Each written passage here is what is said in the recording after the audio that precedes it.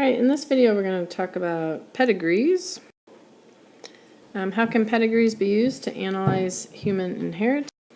Well, information gained from a pedigree analysis makes it possible to determine the nature of genes and alleles associated with inherited human traits. To analyze the pattern of inheritance followed by a particular trait, you can use a chart called a pedigree, which shows the relationships within a family. A pedigree shows the presence or absence of a trait according to the relationships between parents, siblings, and offspring. This diagram shows what the symbols in a pedigree represent. So, circles are going to be females and squares are going to be males. So we'll see here females, males. Marriage is going to be the line in between a male and a female. So that's going to be the marriage line, and then their kids are going to come down from there. Okay, it's important not to marry the children. That's no good. However, when the children do get married, right, so that would show marriage, and then this would show then the kids that they have. Okay, so sometimes you'll even see pedigrees, they'll have like the generation numbers off to the side. It could be on the right here as I'm doing it, or sometimes on the left. This would be generation 2, and this would be generation 3, and you can go on and on and on.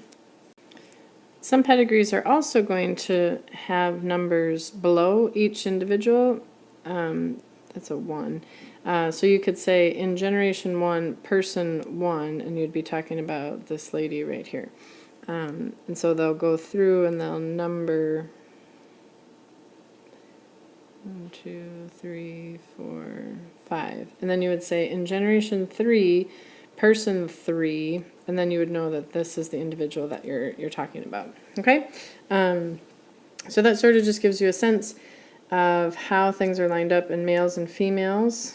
And then marriage, so males, square, females, circular, marriage line in between.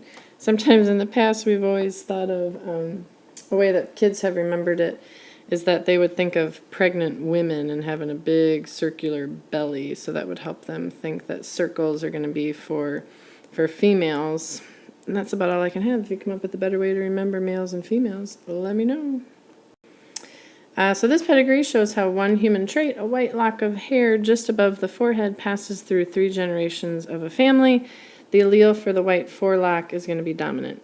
A lot of time, well, not all the time. Sometimes pedigrees will tell you if the trait that they've shaded in, so if you have the trait, you're going to get shaded in. And sometimes they'll tell you if it's dominant, sometimes they'll tell you that it's recessive, and sometimes they don't. You just need to be trying to figure out just by looking at what's shaded in, is it dominant or recessive? So you're lucky if they tell you that it's dominant. In this case, it is. So at the top of the chart is the grandfather who had the white forelock trait, right? So this is the grandfather right here, and he has it because he is shaded in blue. Okay, so if you're shaded in, it means that you have it. 2 of his 3 children, okay, so here's one child and here's the other child, and they're shaded in, so they have it. They've inherited the trait from their dad. And then 3 grandchildren also have it. So this grandchild, and this grandchild, because they're shaded in, they have it. And if you don't have it, it means that you are not shaded in. So because the white forelock trait is dominant, all the family members in the pedigree lacking this trait must have homozygous recessive alleles. So that would be, we'll do F's for forelock. So you know the genotype of everybody who is white has to be homozygous recessive. So one of the grandfather's children lacks the white forelock trait. So this guy right here. So the grandfather must be heterozygous. So we know he's shaded in, and so he must have at least one big F. But we're not quite sure. I mean, before he had kids, we wouldn't know for sure if he was big F or big F little f. But once he has this child, we know that in order to have little f, both parents must have passed on a little F. So that means that the grandfather here, must be heterozygous. So the information gained from pedigree analysis makes it possible to determine the nature of genes and alleles associated with inherited human traits.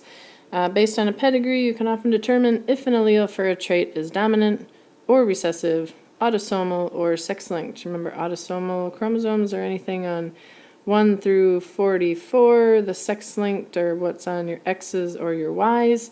Oftentimes, if you notice only the boys or the sons having a certain trait, then that might usually indicate that it's going to be sex-linked.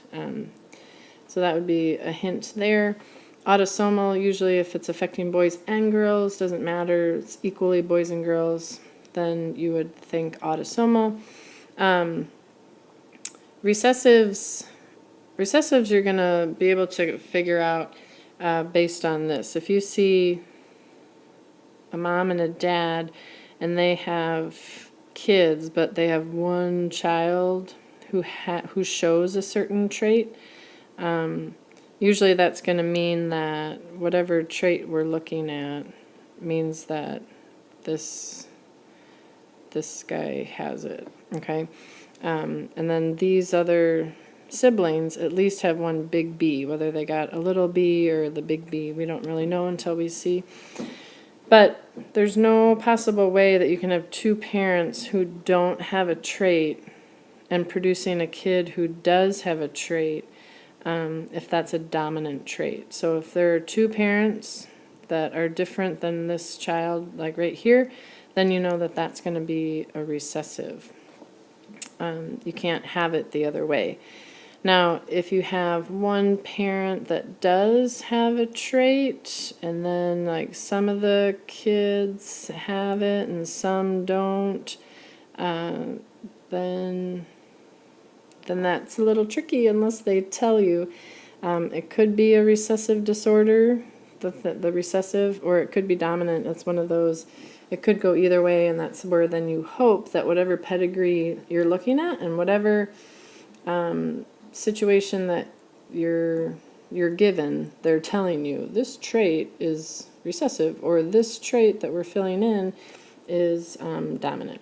So the next time you're at a family reunion, you can start figuring out and making your own family tree, but call it a pedigree, and then just start, think of one trait and then say, hey, I'm going to record, like I'm going to shade in everybody in my family who has whatever trait you want to look at.